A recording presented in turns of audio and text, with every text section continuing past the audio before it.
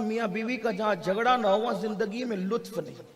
لیکن آپ کہیں گے کیا بات کرتے ہیں؟ کہاں میاں بیوی میں جھگڑے کے بعد جو بات ہوتی ہے نا پھر وہ محبت معراج پہ پہنچتی ہے نا.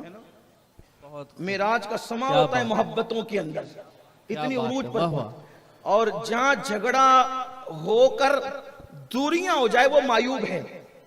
جس جھگڑے میں جھگڑے کے بعد سب لڑنے والے ہنس رہے ہیں، دیکھیے کیا بات ہے، واہ واہ کیا بات ہے. کوئی بھی تو لڑ سکتا ہے نا. حضور امام حضرت سرکار ابراہیم خلیل اللہ نے کہا اللہ پاک یہ سارا مجھ سے لڑتی ہے. اللہ نے فرمایا ابراہیم صبر کر، کیونکہ میں نے عورت کو ٹیڑھی پسلی سے پیدا کیا. یہ امام فقیہ ابو اللہ سمرقندی نے لکھا، آپ نے شکایت کی. ہاں یہ بات ہے تو بات دور نکل نہ جائے کہ جھگڑے کے بعد دوریاں ہو جائیں یہ معیوب ہے.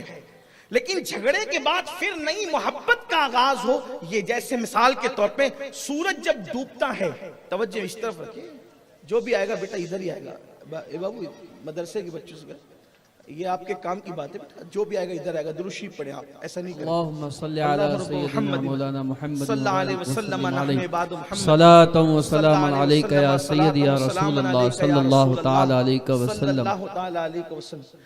جھگڑے کے بعد گالی گلوچ ہو جائے، دوریاں ہو جائے، طلاق تک نوبت آئے، یہ معیوب ہے. لیکن جھگڑے کے بعد پھر نئی محبت کا آغاز ہو، پھر اس کی بات ہی کچھ اور ہوتی ہے. پھر وہاں کبھی محبت ختم نہیں ہوتی. تو وہ کبھی کبھی جیسے دودھ ابلتا ہے، اگر اتنا ابل جائے کہ ہانڈی سے گر جائے تو نقصان ہے، لیکن ابلنے کے بعد اگر بیٹھ جائے تو اس دودھ کے اندر لذت پیدا ہوتی ہے. تو میاں بیوی کا جھگڑا ابلتے ہوئے دودھ کی طرح ہوتا ہے. کنٹرول کر لینا پڑتا ہے اس سے پہلے کہ وہ دودھ ابل کر ہانڈی کے باہر جائے. ہانڈی ہی میں نیچے کی طرف بیٹھ جائے تو اس کے اندر ایک نئی لذت پیدا ہوتی ہے، نیا لطف پیدا ہوتا ہے، اور پھر وہی گرمی اس کے لیے بالائی کا سبب بنتی ہے. جس کو ہم ملائی کہتے ہیں اس بالائی کا سبب بنتی ہے. اگر دودھ گرم نہ ہو تو بالائی نصیب کہاں سے ہوگی، ملائی کہاں سے ملے گی؟ ہر گرمی کے بعد جو ہے وہ ملائی نصیب ہوتی ہے. آپ سمجھے یہی میاں بیوی کی محبت کا تقاضا ہے.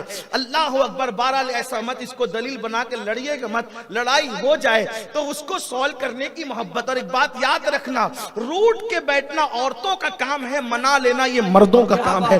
اب یہاں سے یہ بھی طے کر لیتے ہیں جو روٹ جائے اس کو عورت کہتے ہیں، جو منا لے اس کو مرد کہتے ہیں.